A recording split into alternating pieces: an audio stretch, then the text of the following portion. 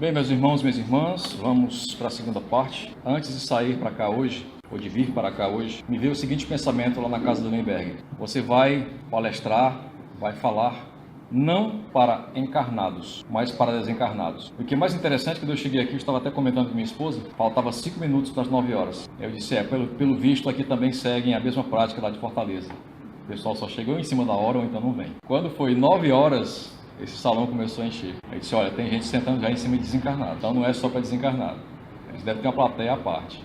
Mas sabe por quê, amigos? Essa questão de falar para desencarnados é porque há um movimento espiritual muito forte em nosso país que aparentemente está em desordem, que aparentemente está em desregramento, mas tudo mostra que há um controle superior. Este homem aqui no quadro, Humberto de Campos Veras, desencarnado, ao ditar o livro Brasil, Coração do Mundo, Pátria do Evangelho, ele demonstra que nada do que está acontecendo agora é ao acaso. Faz parte do planejamento. Existem milhares de caravanas que hoje se disseminam por aí, Brasil afora, nas furnas espirituais, nos umbrais tenebrosos, para fazer com que as pessoas que estão lá, desencarnadas, e até mesmo as encarnadas que se desligam do corpo e vão para lá, para o despertamento. Despertar para a nova realidade que há de assolar a pátria do Evangelho, o coração do mundo. Então, quando algum de vocês, quando algum de nós, porque eu me incluo também, virmos cenas por aí, degradantes, desagradáveis, alienadoras, que nos emocionam pelo lado negativo, voltemos o pensamento, viremos a chave e tenhamos a certeza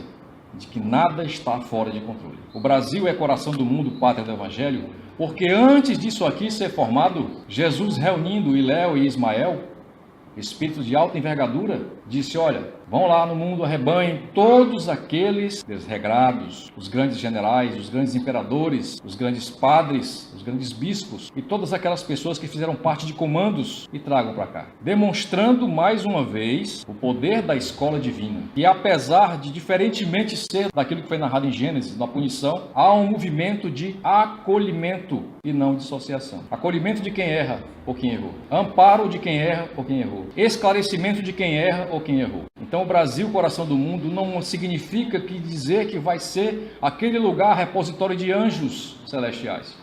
Pessoas como nós, comuns, que precisam ouvir e despertar. Dentro dessa temática, nós agora trazemos a escola do invisível. Lembra que no princípio eu falei sobre a escola divina, do Jardim do Éden, depois a escola do deserto, depois a escola da Galileia, agora é a vez da escola do invisível. 1857, nasce para o mundo uma nova doutrina e não uma religião, como Kardec disse. Muitas pessoas taxam o espiritismo de religião, mas Kardec disse ao contrário, é uma ciência que tem traços filosóficos com respaldo em evolução moral. Então não é uma religião. Uma religião tradicional seria o quê?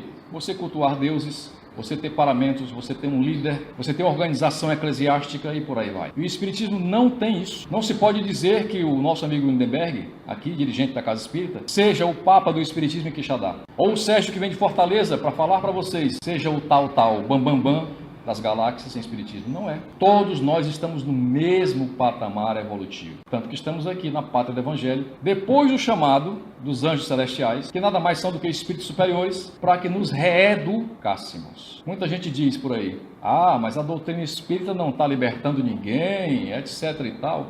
Que é isso, gente? São só 160 anos. No relógio da eternidade, o que são 160 anos? Agora que começou. Ainda tem muito trabalho pela frente, não é, Lindenberg? Muito. Aqui encarnados tem trabalho, mas desencarnado tem muito mais. Nós que estamos aqui hoje nos bancos, quando sairmos do corpo, da vestimenta, como falava Buda, tem trabalho esperando por a gente. Podem ter certeza disso. Nós vamos ser o quê? Cobrados por aquilo que recebemos. Não é o pagamento na taxa escolar que você paga todo mês, mas é o pagamento de resposta no trabalho ativo, no bem, no bom proceder. Resgate da moral. Então essa escola invisível, amigos, trouxe justamente isso. Esse povo está esquecendo de Jesus, dos ensinamentos, ou não compreendeu bem Jesus. E o mesmo dissera 2000 anos atrás, eu não vim trazer a paz, mas a espada. Haverá numa família 3, 5, 10 pessoas que vão se digladiar, porque são diferentes em inteligência e em moralidade. Percebem isso? Tem familiares nossos que são evangélicos, outros católicos, outros ateus. E nós que somos teimosos, espíritos, vamos teimando, continuando. Quem sabe algum dia esses que estão agora atrás acabem seguindo, acabem se reorientando, se reeducando. Então, a escola do invisível nos trouxe o quê? Vários mestres em lugares diferentes, em épocas diferentes, com os mesmos ensinamentos, demonstrando o que? A universalidade dos espíritos, dos ensinamentos dos espíritos. Se eu digo uma coisa no Ceará, essa coisa tem que ser verdade também em Brasília, tem que ser verdade na Oceania, no Japão e por aí vai. A mesma coisa. Perguntas e respostas, o método de Pestalozzi, de ensinamento de Pestalozzi, que foi o orientador de Kardec na época dele. Perguntou, a resposta vem, mas a resposta tem que ser o quê? Lógica, natural, aceitável, e não aquela resposta vazia que nos deixa sem segurança. Lembra da questão da criança? O menino não coloca o dedo na tomada, vai levar um choque. Como é que a criança sabe o que é um choque? Como é que a criança sabe qual é a resposta daquele dedo na tomada? Não sabe. Então, nós temos que mostrar. E os espíritos mostraram isso por A mais B. Trouxeram desencarnados, simples, ignorantes, muitas vezes viciosos, suicidas, para dar mensagens que configuraram o livro O Céu e o Inferno. Pessoas como nós. Não eram santos nem anjos. Estão entendendo? Essa é a escola do invisível. Trouxeram também os ensinamentos capazes de nos mostrar que precisamos nos resignar, aceitar os nossos defeitos. Porque em não aceitando nossos defeitos, vamos sofrer cada vez mais. Valorização do lado espiritual acima do lado material, que o materialismo hoje é o contrário daquilo que ensinaram os espíritos. É a grande escola material aceitada pela maioria. As pessoas gostam, creem, depositam sua fé na materialidade, quando a matéria é temporária, passageira e se desgasta. Se perde com o tempo. E a meta principal que a doutrina espírita nos leva, a escola do invisível, é a perfeição. Perfeição relativa, perfeição absoluta somente Deus. Então, na terapêutica divina, amigos, o que é que acontece? A terapêutica divina não é aquela de facilitar a nossa vida. Muito pelo contrário, é de dificultar para ver até onde nós somos capazes de superar as dificuldades. Dor, sofrimento e frustração. Lemos lá na passagem de Lucas, finalzinho do Evangelho de Lucas, que Jesus, já despojado das vestes físicas, aparece aos seus apóstolos e a um deles fala: eu vou te levar aonde você não quererá ir. Ele não disse assim, tua vida vai ser fácil agora, não. Eu vou te levar aonde você não vai querer ir. Significa o quê? Rudeza, trabalho, dificuldade, aspereza, cura. Todos nós queremos a cura, mas nós não sabemos como ela se processa. Nós esperamos que o pastor, o padre, o pai de santo, o líder da casa espírita traga a cura que nós precisamos para quê? Para a matéria. Mas muitas vezes nós mesmos não estamos preparados para isso. Mas o que está ruim não é o seu corpo. O seu corpo é um reflexo do seu espírito. O que está ruim é o seu espírito. Qual é a temática desse seminário? As dores do espírito. E elas estão baseadas em quê? Em 3 coisas, 3 pilares básicos: egoísmo, orgulho, vaidade e um quarto outro que permeia tudo isso: ignorância. Jesus, ao chegar muitas vezes para curar alguém, ele primeiro perguntava: o que queres que eu te faça? Eu sou cego, sou coxo, sou leproso, o que quer que eu te faça? Quer que eu te cure? Eu posso te curar, eu tenho o poder de curar. Mas tu queres se curar?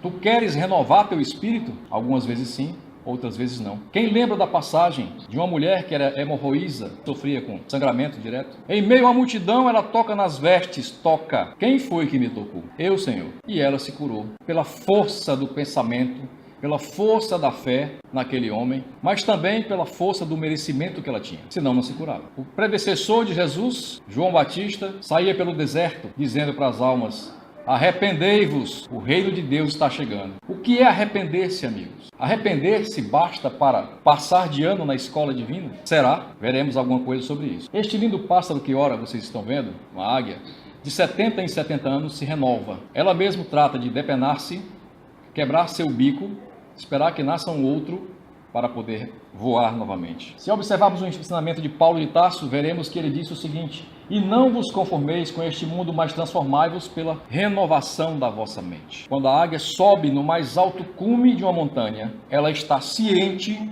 de que aquele ato de desnudar-se, aquele ato de quebrar seu bico, fonte de alimentação, mecanismo que pode fazer com que ela coma alguma coisa, as garras que se decompõem pelas pedras, ela sabe que aquilo é para alçar novos voos. Então, seguindo o conselho de Paulo de Tarso, o que nos cabe como espíritos imortais? Sentir isso dentro de si. O mundo é mundo, mas é transitório, é passageiro, ele fica. Nós, como espíritos imortais, vamos soprar aonde quisermos, como dizia João Evangelista. O espírito sopra onde quer, mas sopra onde quer quando é permitido. Quando não é permitido, ele só sopra onde é determinado. Ele só chega onde é determinado. Não se ouve falar na literatura espírita que nenhum ser que está nas trevas de um abismo ascenda automaticamente aos céus. Isso não acontece. Porém, o inverso, ao contrário, pode acontecer. Alguém que está nos píncaros celestiais pode descer a lugares mais remotos da face da terra, as zonas espirituais mais profundas para resgatar alguém. Por quê? Por conta do amor, do perdão, da misericórdia. Então, queridos, a doutrina espírita, a escola dos espíritos, a escola dos invisíveis, nos leva ao seguinte questionamento: você quer renovar o mundo? Qual seria a resposta? Como fazer isso? Comece por você. Comece por você. A nossa atmosfera é a responsável por trazer tudo para nós, tanto de bom como de ruim, ou aparentemente ruim. E é justamente por isso que eu estou aqui, falando para vocês, encarnados e desencarnados, porque eu já falei para mim mesmo, antes, estudando esse tema, que enquanto nós não trouxermos para nós, não atrairmos para nós aquilo que é de bom, nós não conseguiremos nos curar. Nós vamos só repetir erros, repetir defeitos ao longo do tempo. Então, para que isso aconteça, primeiro, nós temos que compreender que a dor, a frustração e o sofrimento fazem parte da terapêutica divina. Já ouvi em palestras, inclusive, mães que tiveram seus filhos doentes, acamados, aleijados, sem cérebro, em busca de uma resposta na doutrina espírita. Por que é que o meu filho está acamado sem o cérebro, sem os braços e as pernas, enquanto aquele ali ri, brinca com os pais? Isso não é justiça de Deus, dizem. Mas quando nós passamos a compreender as escolas que nos foram dadas ao longo dos séculos, nós entenderemos que a dor, o sofrimento e a frustração fazem parte do ensinamento. E que só vai sair-se bem para o próximo capítulo, o próximo ano, aqueles que conseguirem vencer essa dúvida. Todas as dores, sofrimentos e frustrações têm uma origem, uma causa. E se não estiverem nas vidas pretéritas, nas vidas passadas, que só a reencarnação demonstra essa justiça, pode haver também a questão dos resgates. Também temos os resgates, que podem ter origem no passado, basicamente. Mas nem tudo é isso. Pode ser que nós, antes de reencarnarmos, pedimos provas. Olha, Senhor, eu quero passar por aquela prova ali de receber um filho sem braço, sem perna. Só que quando eu venho para cá, vendo toda a sistemática que está à minha volta, envolvida pela materialidade, eu começo a descrer que existe uma justiça que estabelece que anteriormente houve uma causa para que hoje o meu filho sem braço, sem perna esteja ali diante de mim. Vai ver que eu pedi e nem me lembro mais. Tão absorto que eu estava na minha materialidade. Então toda transgressão, amigos, ela é sempre precedida de traços e consequências. Traço e consequência, explica isso aí. Vamos tentar. Pedagogia divina. O que é que Deus nos quer ensinar, estando reencarnados nesse planetinha de provas e expiações? Justamente isso. Reencontro com os nossos erros. Já pensaram nisso? Reencontrar onde eu errei? Reencontrar as pessoas com quem eu falhei? Já pensaram nisso? Complicado, né? Detectar em nós traços e consequências do que fizemos a essas pessoas. E então fazer que nem a águia, renovar nossas atitudes. Porque todo arrependimento, toda reparação e toda expiação, ela tem que ter um conhecimento de causa. É aí onde entra a questão da didática dos espíritos. Eles nos demonstram que somente o arrependimento não nos tira a falta, não apaga a nossa falta. Não é o fato de irmos numa igreja, rezar, fazer que nem aquela música, confessar e fazer tudo errado depois que vai nos libertar dos nossos erros. Não é o nosso arrependimento que vai fazer com que nós saiamos limpos dessa existência. Os Espíritos nos demonstram que, além do arrependimento, nós precisamos reparar o que nós fizemos de errado e muitas vezes expiar o que fizemos de errado. Eita, agora complicou. Vou já me levantar daqui, Sérgio, não volto mais. Você está falando coisas absurdas, não estou. Toda a doutrina espírita é baseada nisso aqui. O tripé da justiça divina está todo nessas três palavras embaixo aqui: arrependimento, reparação e expiação. Vamos agora tentar mostrar para vocês como é que isso funciona. Traços. Quem já ouviu a parábola do filho pródigo? Quem já leu a parábola do filho pródigo? Conta Jesus que um pai tinha 2 filhos, fazenda próspera, muitos servidores, e um deles, antes mesmo que o pai morresse, exigiu a parte dele na herança. Pai, faz aí um apanhado do que é que eu tenho para receber da minha herança, porque eu me vou ao mundo. E o pai, muito consciencioso, muito bondoso, tá, tudo bem, tá aqui tua parte, pode levar. Ele vai ao mundo. Para quê? Para as delícias, os prazeres mundanos. Mas eis que um dia ele percebe que ele já não tem mais nada, está falido e resolve voltar então para a fazenda do pai. Quando retorna para a fazenda do pai, o que acontece? Qual é a atitude do pai? Acolhe o filho. E ainda diz mais aos seus servidores: olha, mata um bezerro, mata uma ovelha e convida as pessoas, porque meu filho voltou para casa. Só que tinha um problema. O outro irmão indignou-se. Como é que pode? Meu irmão vai ao mundo deliciar-se em prazeres e eu aqui trabalhando contigo lado a lado, não mereço o que ele merece? Resposta do pai: calma, filho. Tu estás comigo o tempo inteiro. Tu partilhas daquilo que eu partilho. Mas teu irmão, que foi ao mundo, voltou para casa. Que lição nós podemos entender disso aí, gente? Qual é o ensinamento? Acontece o seguinte, meus queridos. Quando nós cometemos um erro, nós deixamos traços em nós. A ciência, principalmente a microbiologia, prova isso. Hoje em dia, o que os espíritos tentavam dizer há 160 anos atrás, o que Jesus tentava dizer 20 séculos atrás, o que você faz, você já está depositando em si a semente da reparação. Tudo que fazemos fica em nós, fica nos outros, fica no ambiente que você estava e fica também na coletividade em que você habitava, em que nós habitamos. Por quê? Porque o pensamento é energia, o pensamento marca, o pensamento ou liberta ou escraviza. Esses são os traços que nós fazemos com nossas vibrações. Masaru Emoto resolveu pesquisar a água, fotografando as moléculas, a modificação das moléculas da água diante de cada sentimento, diante de cada palavra, diante de uma música X ou Y. E ele comparou o quê? Expondo pessoas a um determinado nível de experiência, copos na sua frente. As pessoas pensavam, emitiam um sentimento ou um pensamento, e a água era medida antes, durante e depois da experiência. Resposta da experiência. As moléculas da água se modificavam, se tornavam mais cristalinas com bons sentimentos, se tornavam opacas ou obscuras com maus sentimentos. Por isso Jesus falou, aquilo que tu fazes é aquilo que tu recebe. Cada um recebe segundo suas obras. Não é uma lei simplesmente religiosa, mas é uma lei física. Aquilo que damos é aquilo que recebemos. Na parábola do filho pródigo, nós podemos ver tudo isso. O que acontece? Depois que o filho volta para casa, o pai recebe e apagou o traço do que ele havia feito no mundo. Se havia algum rancor do pai em relação ao filho, ali quebrou o elo de ligação. O rancor foi embora com um abraço. Não é a reparação? Não é apagar um traço? É. Manda matar o novilho e chama a comunidade. O que é que acontece agora? Perante a comunidade, ele apagou a falta do filho. Difícil, né, gente? O que é que nós fazemos usualmente, frequentemente? Quem erra para conosco, nós rejeitamos cada vez mais. Afastamos para longe. Diferente da terapêutica divina. Diferente da pedagogia divina. Enfim, a questão da resistência do irmão em relação ao irmão que se foi. Aí o que é que acontece de lição disso? Somente outras oportunidades haverá para que os dois irmãos se reconciliem. Se nós tivéssemos uma só existência, amigos, isso não seria possível. Porém, como nós temos a possibilidade de nos reencarnarmos várias vezes em vários corpos diferentes, em várias famílias, em vários locais, as oportunidades se abrem para reparar. Agora calculem aí, vamos supor que nós tivéssemos somente, por alto assim, 100 encarnações. É um número hipotético. Em 78 encarnações, nós prejudicamos pessoas. Será que dá para reparar somente em 30? Não dá. É muita conta para pagar. Por isso, a justiça divina nos oferece a reencarnação múltiplas vezes, até apagar os traços. Joana de Ângeles disse uma vez, pela mediunidade de Divaldo Franco, quem adoece não são as pessoas, são as suas relações. Quem aprisiona são as atitudes. Basta ler as questões 958 a 1009 de O Livro dos Espíritos para compreendermos bem isso, como funciona. Vamos ver a questão do arrependimento. O que é arrependimento? Eu fiz um mal a alguém, um companheiro de trabalho, prejudiquei o rapaz. Será que somente arrepender-me no meu íntimo vai resolver a situação? Talvez não. Por quê?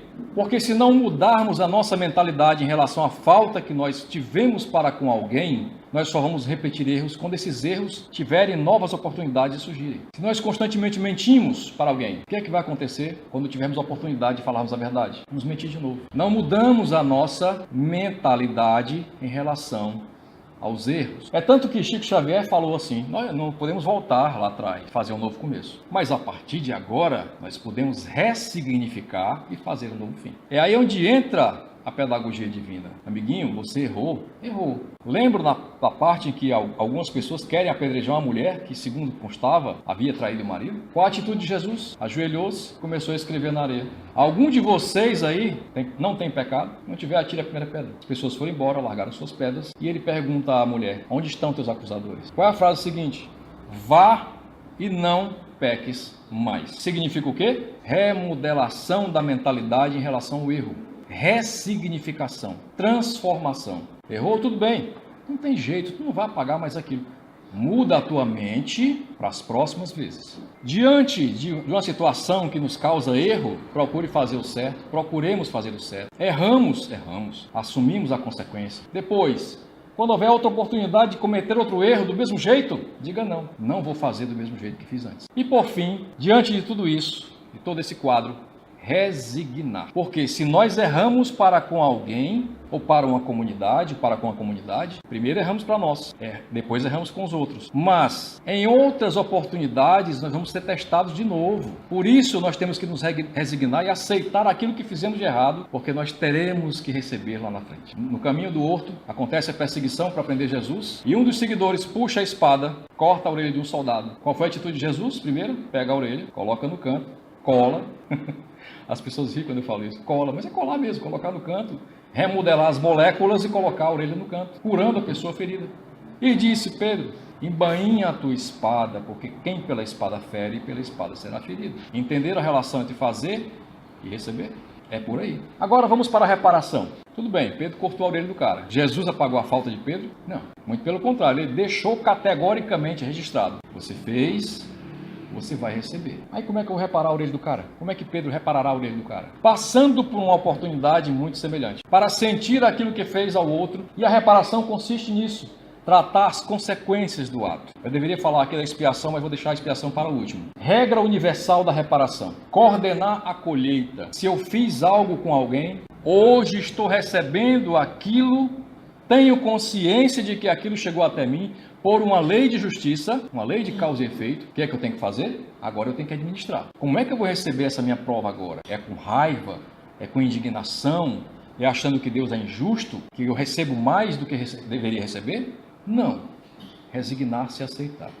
Chegou para mim, é porque eu fiz por onde merecer. E agora eu preciso reparar de alguma forma. Usar da misericórdia, amar. Amar é difícil, por isso que eu perguntei aqui no princípio: nós amamos ou necessitamos? Nós amamos a um filho ou necessitamos dele para alegrar a casa? E quando o filho nos chega e nos diz: papai, eu sou gay, qual é a nossa atitude? Abraçar, receber ou criticar e afastar? Papai, eu sou usuário de drogas, qual é a nossa atitude? Afastar, xingar ou amar realmente e acolher? Entendem aí o ponto da reparação? Por que recebo um filho usuário de drogas? É porque Deus quis? Não. Daqui a pouco veremos por que é que isso acontece. Então, em relação à reparação, basta fazer uma apologia ao conto narrado por André Luiz no livro Nosso Lar, em que ele reencontra a mãe dele já desencarnada, que ele não via, e não via porque ela já estava num plano muito mais superior que ele, e ele preocupa-se com o pai. Mamãe, e meu pai? O pai, em vida, muito materialista, afeito às farras e bebidas, mulheres, se enamorara de duas pessoas, duas criaturas que levara também para o mundo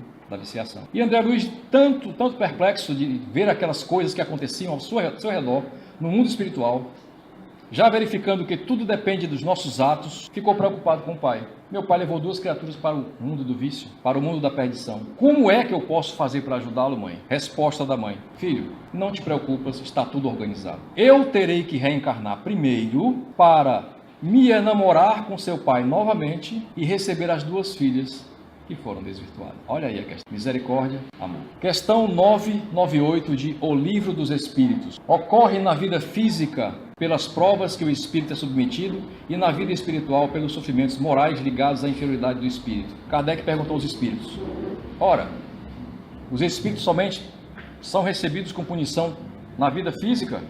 No mundo espiritual não? E a resposta foi bem clara: sim, na vida espiritual também. Nós somos atingidos pelas dores do espírito por aqueles que fazemos de errado. E podemos e temos as condições de reparar tudo aquilo que fazemos, não só aqui na matéria, mas também no mundo dos espíritos. Pergunta ou questão 1000, Livro dos Espíritos. O mal é reparado pelo bem. Olha a ressignificação. O mal é reparado pelo bem. E a reparação não tem nenhum mérito se não atingir a pessoa no seu orgulho e nos seus interesses materiais. Então, por que a gente recebe provas difíceis, agulhadas, que nós nem sequer percebemos? Onde está a causa de tudo isso? Onde está a justiça? Está na anterioridade, os nossos atos, os nossos feitos. Só que diante das provas, o que é que acontece conosco, gente? Nós temos medo, nós tememos. Aí Charlie Chaplin nos dá uma lição muito interessante. Não devemos ter medo dos confrontos. Até os planetas se chocam e do caos nascem as estrelas. Então é nos embates que vamos nos limpar. Vamos reparar nossas faltas. Allan Kardec também, muito categoricamente, diz o seguinte: o fardo é proporcional às forças, aquela questão do cobertor segundo frio, como a recompensa será proporcional à resignação e à coragem. Então, para enfrentar essas provas que nós somos submetidos, enfrentarmos essas reparações a que nós somos submetidos, precisamos ter o quê? Coragem e resignação. E isso nós só conseguimos com a aceitação, a compreensão daquilo que fizemos para trás. Agora vem o quente, expiação. Essa é a mais difícil, ou o mais difícil tripé da justiça divina, da misericórdia divina, da escola divina de aceitar. Porque vai ser a ocupação do lugar de quem nós ferimos. Ou seja, aquele que fez, recebe. Você, num campo de concentração nazista, década de 40, sargento do exército alemão, diante de pessoas que eram consideradas como abjetas, judeus, pratica crimes horrendos, espancamentos, xingamentos, cortes, mutilações, dor, sofrimento, humilhação. Mas o teu cargo, o teu encargo é tão pesado, ou foi tão pesado como sargento do exército alemão, que tu precisa primeiro experimentar a dor daquilo que fez passar, para depois começar a reparar em outro momento. Deu para entender, gente? Então vamos colocar esse cidadão aonde? Ele desencarna já depois da década de 40, lá em 1959 por aí, vítima de uma doença, e tem que reencarnar onde? Lá no Sudeste Asiático, no conflito do Vietnã. Ele, como filho de pais vietnamitas, os Vietcongs debatendo com os Estados Unidos, sofre as atrocidades da guerra. O medo, a humilhação, o aprisionamento, a escravidão, tudo aquilo que ele fez passar aos outros na década de 40. Expiação. Colocar-se no lugar daquele a quem fizemos mal. Joana de Ângeles reitera isso aqui, para que isso fique bem gravado na gente.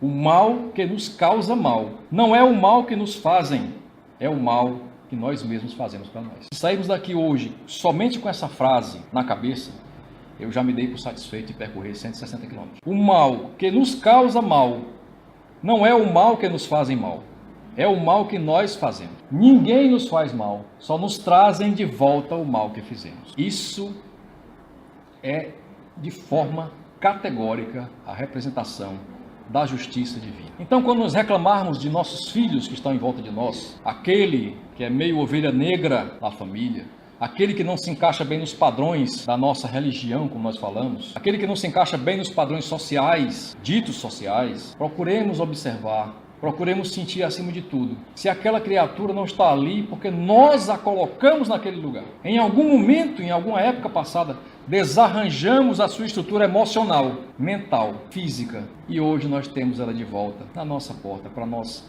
ressignificarmos. Mas, Sérgio Luiz, e para que isso aconteça, quais são os mecanismos que a doutrina espírita nos traz? A doutrina espírita tem a função basicamente de tornar vivo os ensinamentos de Jesus. O cristianismo redivivo é a flâmula central da doutrina espírita. Reviver Jesus. Não o Jesus religioso, mas o Jesus científico e moral.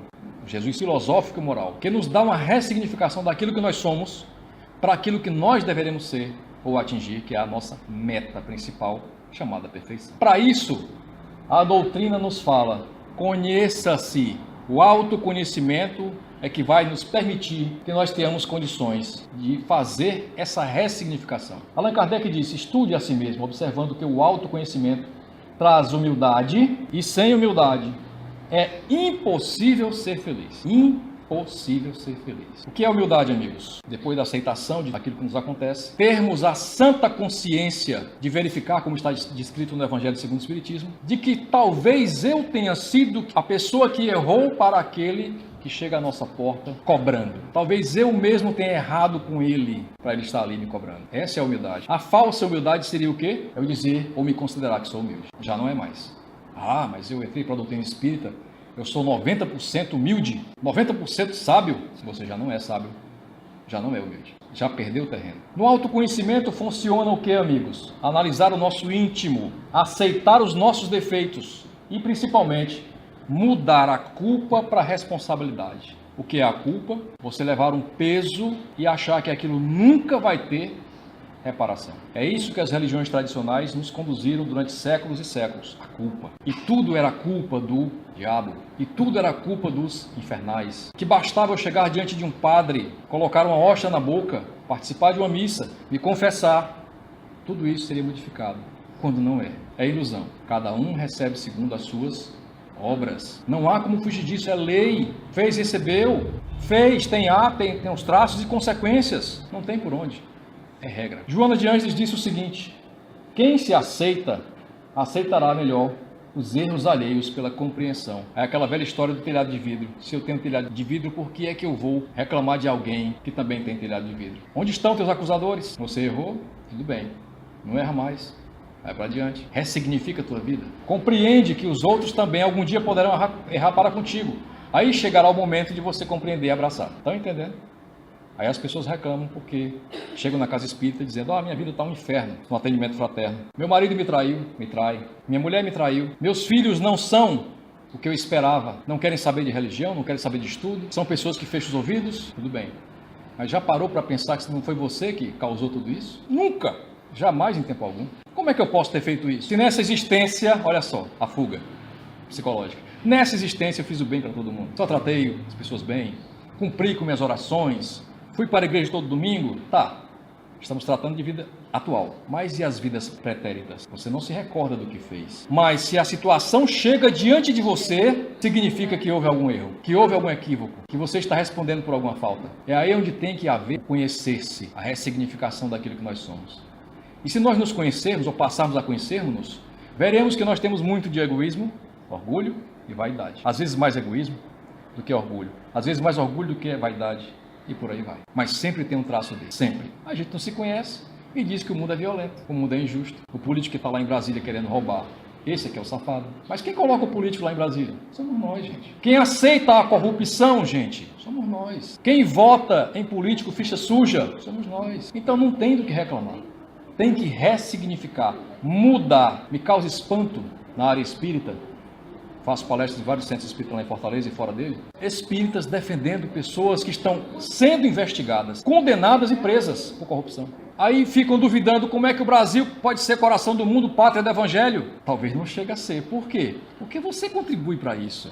Você aceita a corrupção. Você dá carta aberta para o crime organizado. Por que as drogas batem na nossa porta? Alguém diz, não tem polícia. Tem. Só que o policial vai fazer o quê diante do sistema, amigos? Se o policial prende, ele vai responder processo. Primeira coisa que acontece numa sala de audiência, nas varas de custódia lá em Fortaleza, é perguntar ao criminoso que portava arma, portava drogas, se ele foi bem tratado pela polícia. Quer dizer, todo o contexto social, legislativo, que está aí agora, fomos nós que produzimos ao colocar pessoas sem escrúpulos para fazer as leis. Juiz não faz lei, juiz aplica a lei. Estão compreendendo, amigos? Brasil, coração do mundo, pátria do evangelho, pode tornar-se sim a depender de nós. Até falei para o Lindenberg ontem que um temor que eu tinha, ou digamos assim, uma sensação de vazio que eu tinha, é na nossa casa espírita não ter jovens nem crianças. Se nós realmente vamos reencarnar, amigos, imaginem vocês reencarnarmos num país onde se valoriza a droga, as quadrilhas,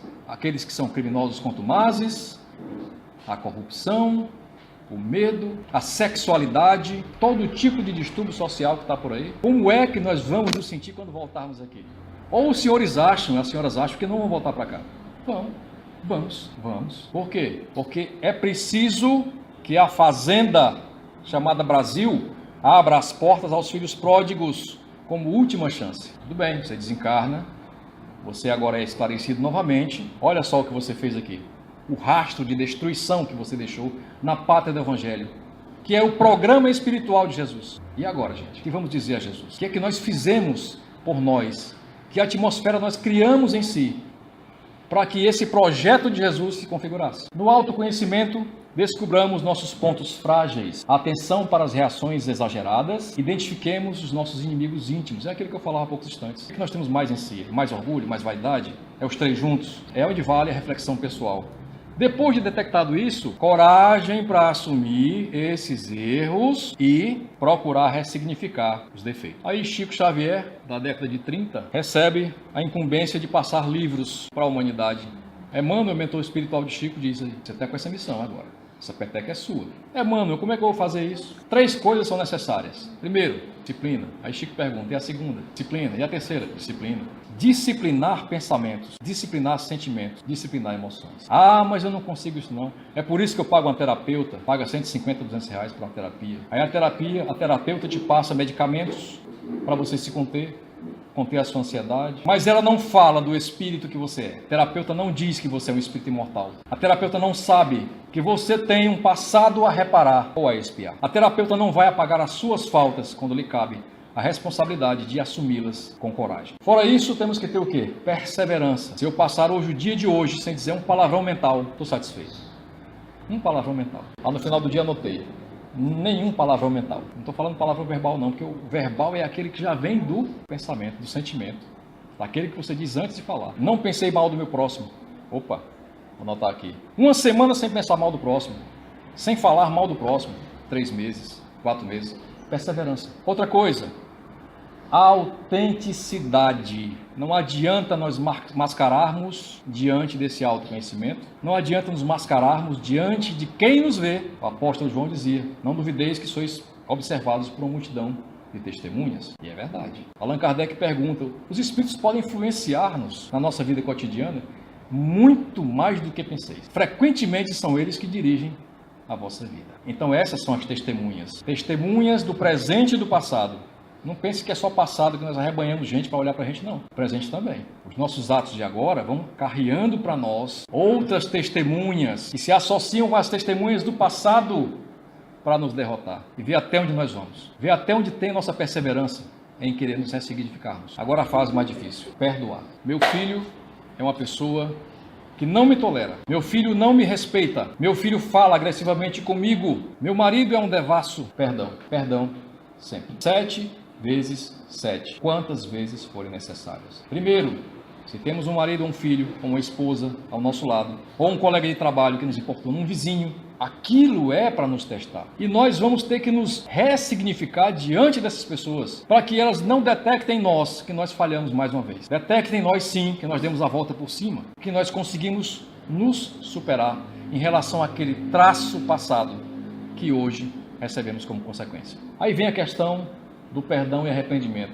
Emmanuel, no livro O Consolador, através de Chico Xavier, dá uma resposta muito categórica a respeito da questão do perdão e arrependimento. Primeira pergunta: o culpado arrependido pode não receber a justiça divina, o direito de não passar por determinadas provas? Ou seja, estou consciente de que fiz lá atrás alguma coisa de errado, recebo hoje as consequências, porque percebi os traços do que eu deixei, aceitei isso, mas eu posso deixar de passar pelas provas que eu tenho que passar? Essa foi a pergunta. Emmanuel responde: a oportunidade de resgatar a culpa por si mesma é um ato de misericórdia divina.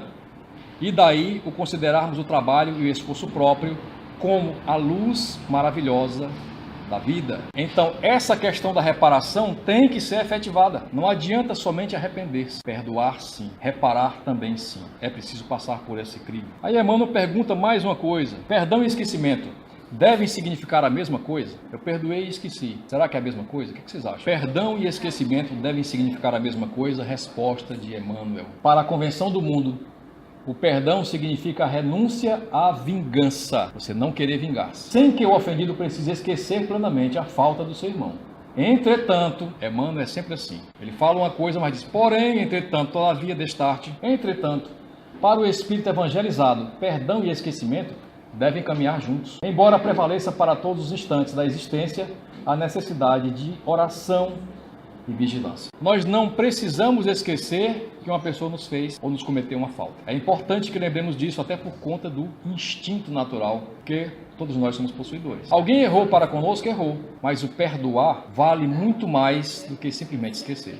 Você não consegue esquecer. Só consegue esquecer quando o perdão já faz parte da plenitude de amar. Quando a ofensa do próximo já não é uma ofensa para ti. Quando você já consegue superar aquilo de forma natural. Embora não esqueça daquilo que ele fez para você. Capítulo 10, Evangelho segundo o Espiritismo, mensagem de Paulo e de Lyon em 1861. O verdadeiro perdão lança um véu sobre o passado. Se reconhece mais o perdão pelos atos do que por palavras. Mahatma Gandhi diz: o fraco nunca pode perdoar. Perdão é um atributo dos fortes. Mas para o mundo, perdão é um atributo de fracos, porque vale mais para o mundo, para o materialismo, você digladiar, você combater, você entregar na mesma moeda do que propriamente perdoar e passar adiante. Outra fonte que pode nos fazer ressignificar as nossas existências no autoconhecimento, rumo à perfeição. Desapegar-se. O que é desapegar-se, amigos? É encontrar Jesus nos invisíveis. Quem são os invisíveis? Aqueles que estão à nossa volta, sofredores, carentes e que nós não percebemos quando passamos numa rua. A caridade. Não adianta fazermos a caridade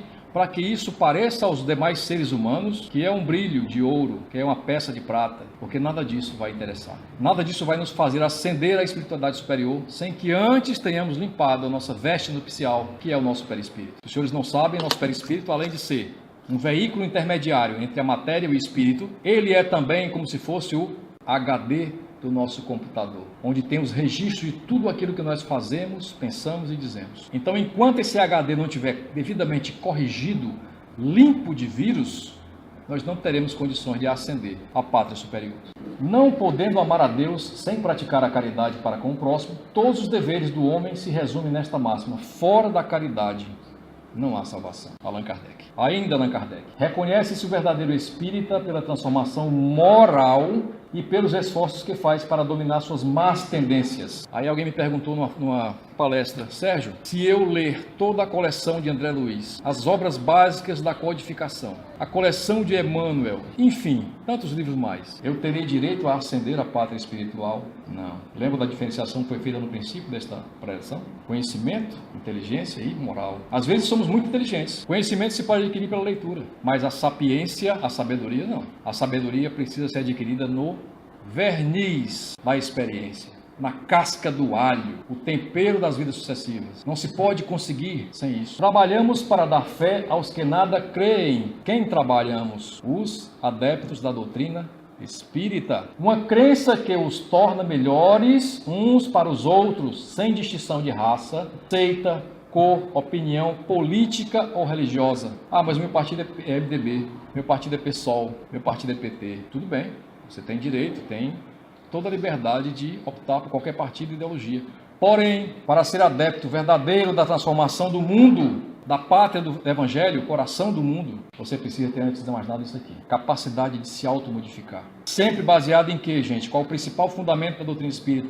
Verdade. É tanto que Kardec reitera que, se de 10 coisas que forem ditas, 9 forem verdades, mas houver uma mentira, cuidado. Desconfiei daquele que prega a verdade, mas que tem pelo menos um ato de mácula. Cuidado com os falsos profetas, que existem muitos por aí, capazes de enganar até mesmo o mais sábio. E me dá desgosto ver, nas fileiras da doutrina espírita, pessoas defendendo criminosos, aceitando como verdade o que criminosos falam. Ah, mas porque fulano foi muito bom para com o povo. Bom para com o povo, enriquecendo as custas do povo, usando de mentira e artifícios? Me dê licença, mas eu prefiro ficar com a doutrina espírita. Então, amigos, se nós queremos ou precisamos salvar o mundo, primeiro precisamos salvar-se. A salvação é essa, é a renovação. Não é querer salvar-se por religiosidade. Religiões são dos homens, mas a autoconquista é do espírito e essa ninguém pode tirar. Mais uma vez relembramos nosso irmão Teilhard de Chardin, que diz: algum dia, quando tivermos dominado os ventos, as ondas, as marés e a gravidade, utilizaremos as energias do amor. Então, pela segunda vez na história do mundo, o homem descobrirá o fogo. Mas não o fogo que queima, o fogo material. É o fogo do amor espiritual, aquele que supera todas as barreiras e dificuldades. Lembra que lá atrás foi dito: amar-se para poder amar? Qual é o primeiro mandamento dos 10 mandamentos? Amar a Deus sobre todas as coisas e ao próximo como a si mesmo. Se eu não aprender a me amar, eu não vou saber amar o próximo. Se eu não me conhecer, não tiver intendência dos meus defeitos, eu não vou saber entender os defeitos alheios. É aí onde eu errarei mais vezes, na escola terrena. Lembra que eu falei 2 palavras no princípio, escola e hospital? É porque para nós pode ser uma escola, nem sempre será um hospital. O hospital será mais para aqueles que estão em expiação, ou seja, que são colocados no lugar daquele a quem eles prejudicaram. Escola para aqueles que já entenderam o chamado e agora têm o dever moral de ressignificar suas vidas para transformar o país no coração do mundo, pátria do Evangelho. É isso que eu tinha que dizer para vocês. Desde já, agradeço imensamente ao convite do irmão, dirigente da casa, a todos os coordenadores espirituais deste lar, a Humberto de Campos, a quem eu muito estimo, pelo fantástico livro Brasil, Coração do Mundo, Pátria do Evangelho.